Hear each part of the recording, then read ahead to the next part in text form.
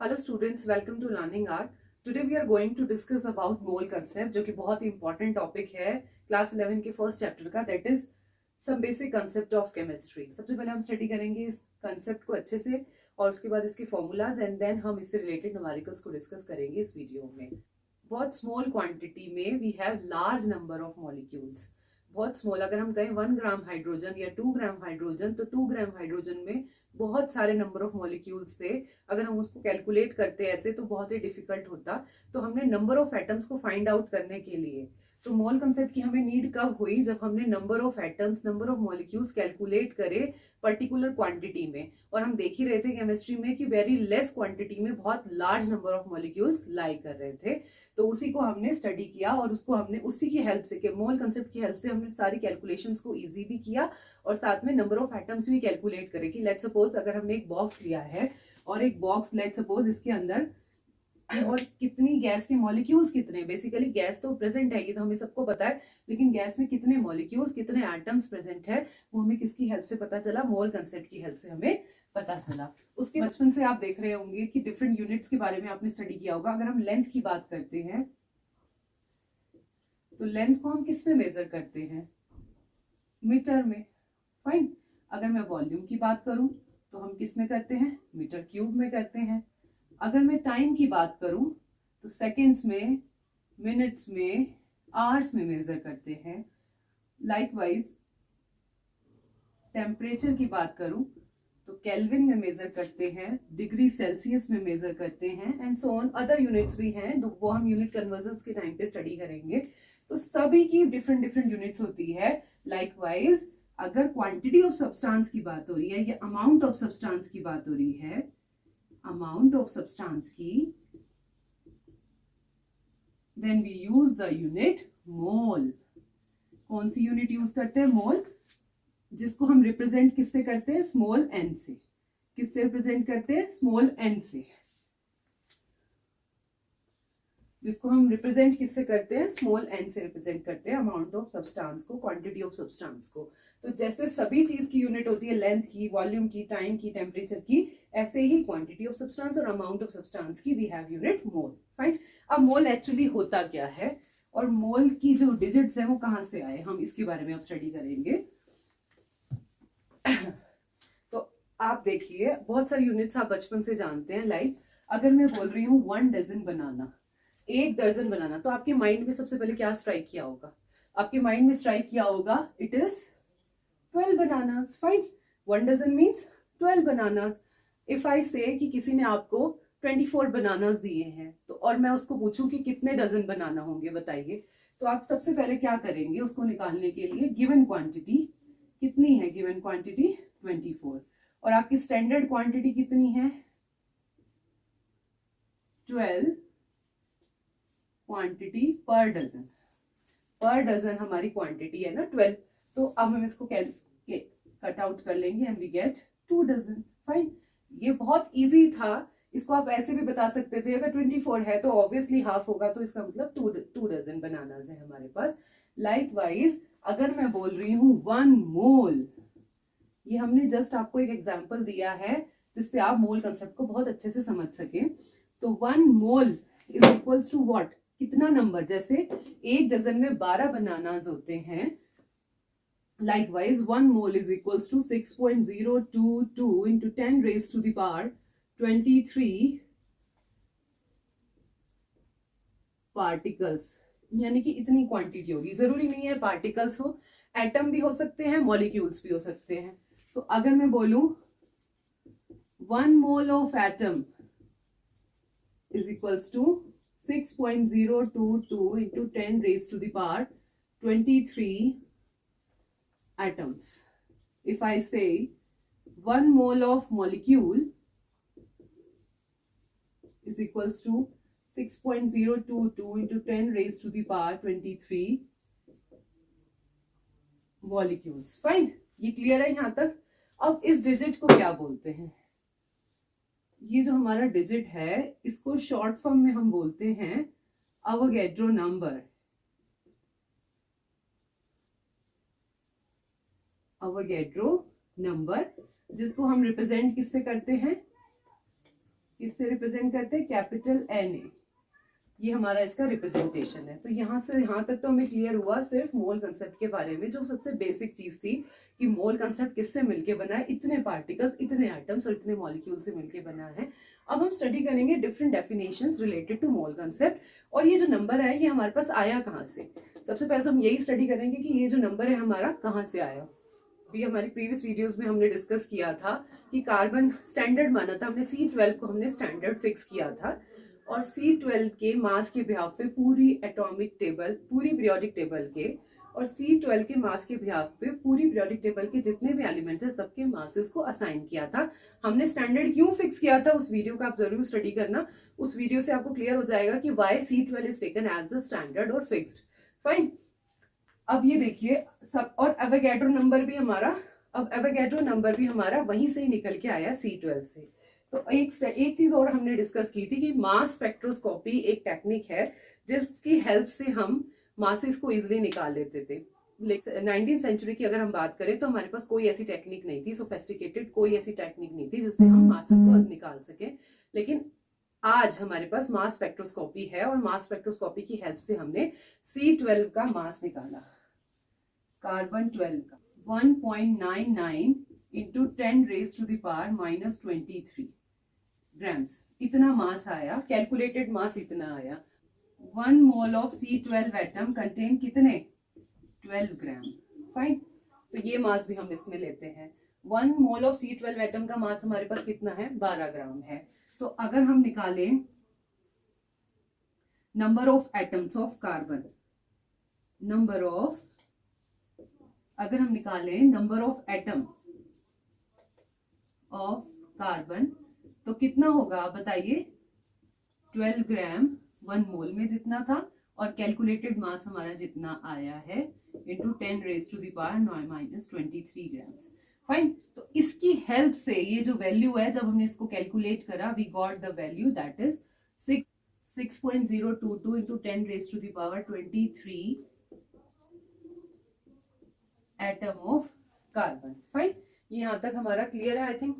I think यहाँ पर clear है कि ये जो वैल्यू है, ये जो एवोगैड्रो नंबर है, आपको सिर्फ याद करने की जरूरत नहीं, आपको ये पता होना चाहिए कि ये वैल्यू हमारी कैलकुलेट कहाँ से हुई, ये वैल्यू कहाँ से आई। तो C12 को हमने स्टैंडर्ड माना, उसमें मास स्पेक्ट्रोस्कोपी की हेल्प से हमें इसकी कैलकुलेटेड मास मिला, और हमें पता है 1 मोल ऑफ कार्बन 12 का मास 12 ग्राम होता है, तो हमने उसकी वैल्यू से हमने इसको कैलकुलेट किया है। फाइन। आई थिंक ये क्लियर है यहाँ तक। अब हम डिफरेंट फॉर्मूला स्टडी करेंगे रिलेटेड टू मोल कंसेप्ट। इससे पहले हम बेसिक्स ऑफ मोल कंसेप्ट तो हम स्टडी कर चुके हैं। अब इसमें हम स्टडी करेंगे, इस लेक्चर में हम स्टडी करेंगे मोल कंसेप्ट से रिलेटेड डिफरेंट फॉर्मूलाज, जो हमें बहुत ही ज्यादा हेल्पफुल होंगे आगे न्यूमेरिकल्स करने के लिए। चलिए स्टूडेंट स्टार्ट करते हैं। अगर हम देखें, फर्स्ट डेफिनेशन जो है वो डिफाइन करती है कि mole is that amount of the substance which has mass equals to the gram atomic mass of if the substance is atomic, और gram molecular mass if the substance is molecule. तो इसको एक और short form में हम इसको कैसे लिख सकते हैं, 1 mole of a substance is equals to gram atomic mass of that substance. या फिर अगर मैं इसको mole, 1 mole of carbon atom is equals to कितना, is equals to gram atomic mass of carbon. और अगर मैं लिखूं 1 मोल ऑफ ऑक्सीजन मॉलिक्यूल या O2 molecule is equals to gram is equals to gram molecular mass, जो कि हमारा कितना होता है,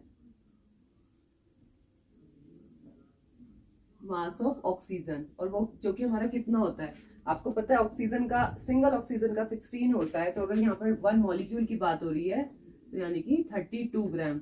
और अगर मैं ऊपर वाले में बात करूं, क्योंकि एटॉमिक मास पूछ रहा है, तो कार्बन का एटॉमिक मास दैट इज 12, और एग्जैक्टली हम लें तो कितना लेते हैं 12.011 ये हम लेते हैं। तो ये आ गया हमारे पास नए फॉर्मूलाज। तो फर्स्ट फॉर्मूला ये है, फर्स्ट फॉर्मूला आपको रिमाइंड करना है ये वाला। क्या बताते हैं इसमें कि 1 mole of the substance is equal to gram atomic mass of that substance, 1 mole of the molecule is equal to gram molecular mass of that substance. Fine. उसके बाद जो नेक्स्ट हमारी डेफिनेशन आती है वो हमें क्या बताती है, a mole is that amount of substance which contains 6.02 into 10 यानी कि Avogadro number atom if the substance is atomic, अगर एटॉमिक है तो ये डेफिनेशन हमें किस लिए यूज होती है, सबसे पहले जब आप न्यूमेरिकल्स में नंबर ऑफ एटम्स को फाइंड आउट करेंगे then we have to use this kind of formulas. Fine. तो 1 mole of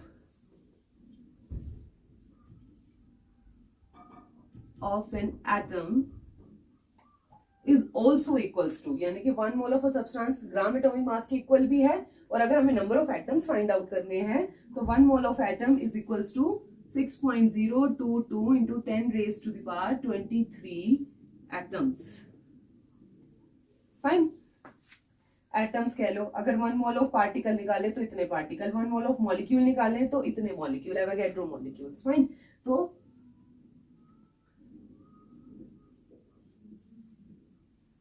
1 mole of carbon atom, let's suppose हम कार्बन एटम का ये एग्जांपल ले लेते हैं, has 6.022 into 10 raised to the power 23 atoms of what carbon, यानी कि इतने कार्बन होंगे। ये हमें सिर्फ फॉर्मूलाज रिमाइंड करने हैं, इसके बाद लेटर ऑन हम देखेंगे इन फॉर्मूलाज का कैसे यूज होता है न्यूमेरिकल्स में। चलिए नेक्स्ट डेफिनेशन स्टडी करते हैं। आई थिंक ये क्लियर है। एक और डेफिनेशन आती है गैसेस से related. in case of gases, 1 mole is also defined as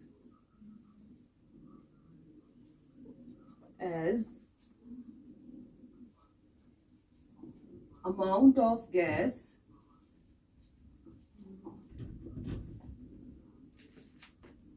which has volume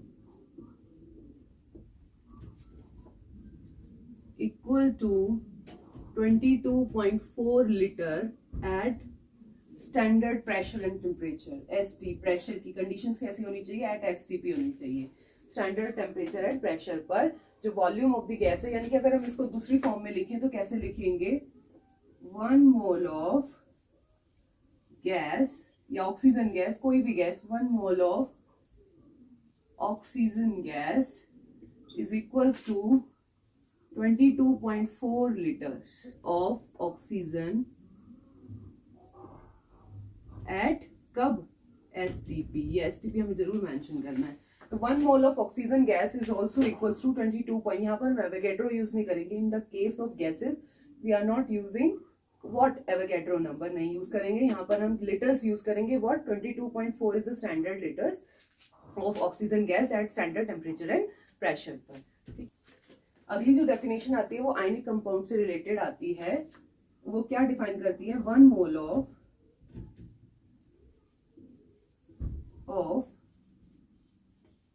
ionic compound is that amount of substance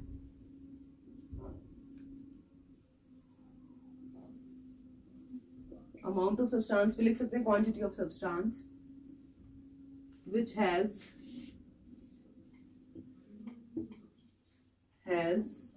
mass equals to, किसके इक्वल होगा बताइए, gram formula mass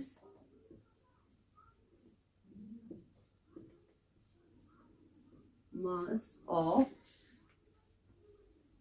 that substance। और अगर मैं और करके क्या लिखूं, या तो इसके भी इक्वल होगा, दूसरा क्या होगा, एवोगैड्रो यूनिट्स के इक्वल भी होगा। 6.022 into 10 raised to the power 23 formula units. अगर इसको फॉर्मूला में मेंशन करें तो कैसे लिखेंगे, 1 mole of ionic compound is equals to, किसके इक्वल होगा 1 mole of ionic compound, gram formula mass के, यहाँ पे बताया है ग्राम फॉर्मूला मास के इक्वल होगा। आपको पता है एनी कंपाउंड्स में हम मॉलिक्यूलर मास नहीं कैलकुलेट करके क्या कैलकुलेट करते हैं, फॉर्मूला मास कैलकुलेट करते हैं। तो अगर फॉर्मूला मास को हम ग्राम में मेंशन कर देंगे तो वो ग्राम फॉर्मूला मास हो जाएगा, सिंपल।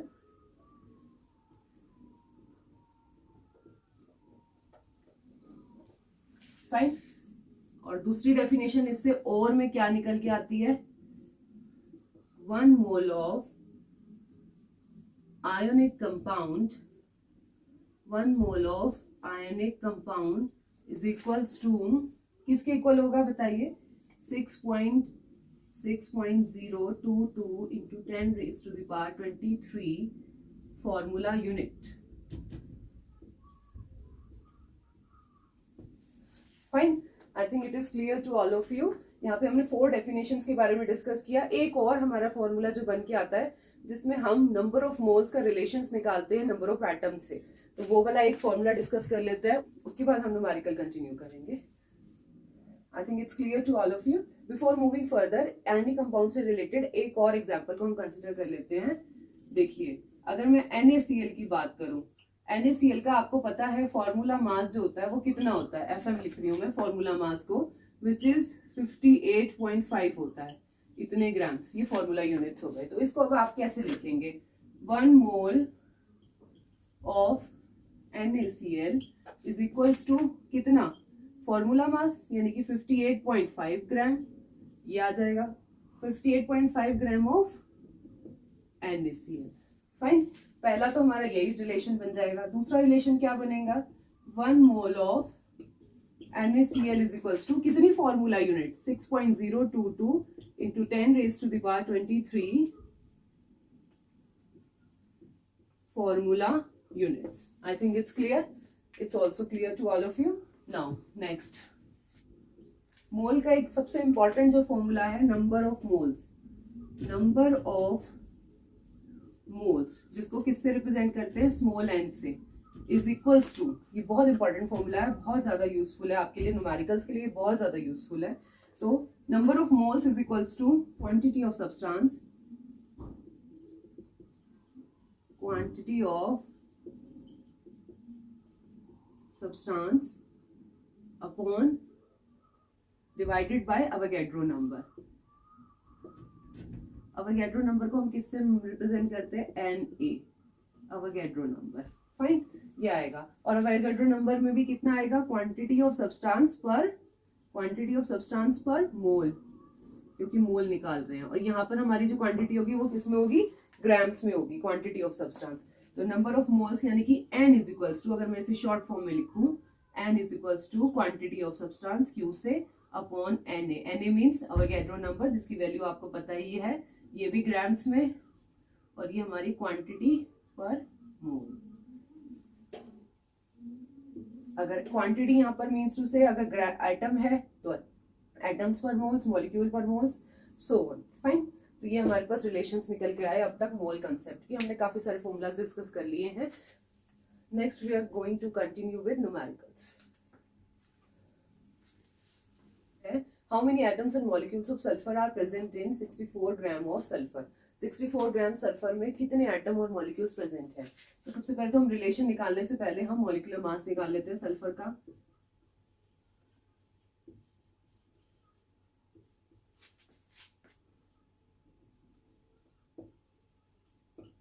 इज इक्वल्स टू, आपको पता है S8 होता है, तो आपको पता है 32 एक सल्फर का होता है मास, इंटू 8, ठीक है, 256 यूनिट्स हमारे पास इसका मास आ गया। फाइन, यानी कि मोलर मास ऑफ सल्फर हमारे पास कितना आ गया, 256 यूनिट।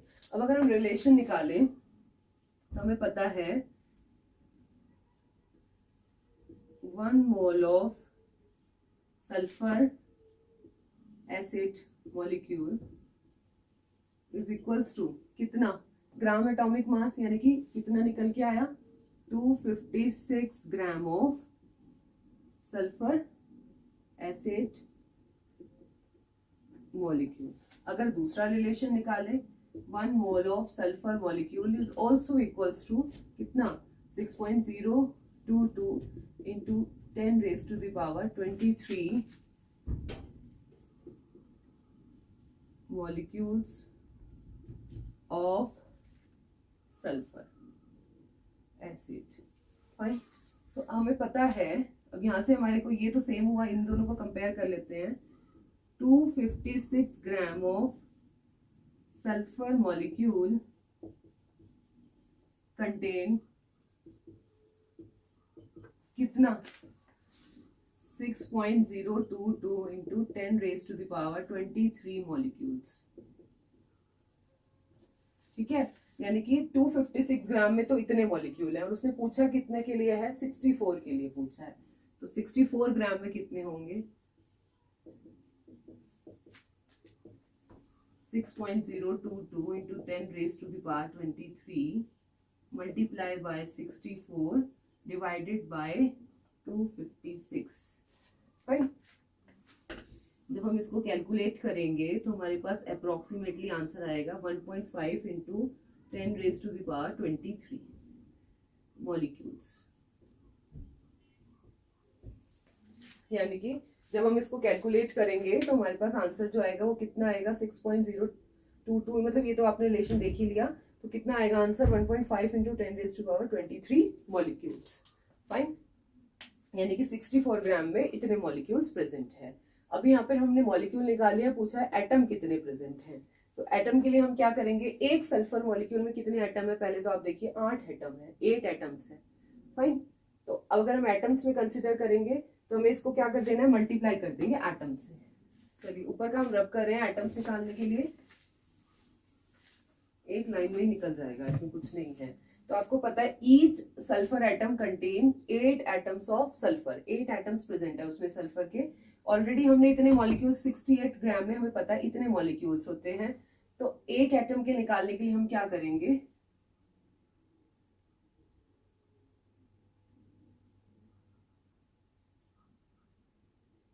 Number of atoms